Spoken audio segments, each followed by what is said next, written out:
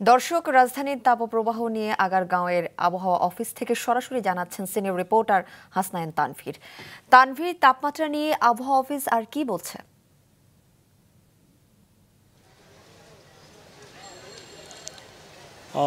এই যে তীব্র যে তাপপ্রবাহ চলছে, যে চলমান তাপপ্রবাহ, সেটি কিন্তু বেশ মানুষের জনজীবন কিন্তু একেবারে বিপর্যস্ত করে দিয়েছে।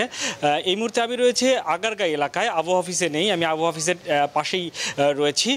এই এলাকার চিত্রটি যদি দেখাই তাহলে দেখবেন যে এই সময় খুব কম সংখ্যক মানুষ রাস্তায় রয়েছে এবং যে মানুষ যারা বেরিয়েছেন তারা অনেকেই ছাতা নিয়ে বেরিয়েছেন।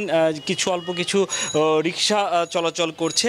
শুধুমাত্র জীবন জীবিকার তাগিদেই কিন্তু এই তীব্র গরমের মাঝেও মানুষ বেরিয়েছেন, তাদের জীবিকার তাগিদেই তারা কাজে বেরিয়েছেন। অনেকের সাথে কথা বলেছি, রিক্সা চালক অনেকের সাথে কথা বলেছি, তারা যেটি বলছেন যে আসলে তারা রিক্সা না চালিয়ে তাদের উপায় নেই, তাদের সংসার চালাতে হলে এই রিক্সা চালাতে হবে, আর এই কারণেই তাদের বের হতে হচ্ছে। বেশিক্ষণ চালাতে তারা পারছে না। একইভাবে বেশ কয়েকজন নির্মাণ শ্রমিক থেকে শুরু করে আমি বালু শ্রমিকদের সাথে কথা বলেছি, তারাও কিন্তু একই কথা বলছেন যে আসলে এই তীব্র গরমের মাঝে আসলে তাদের ঘর থেকে না বেরিয়ে উপায় নেই, তারা জীবিকার তাগিদে বেরিয়েছেন এবং কাজ করছেন।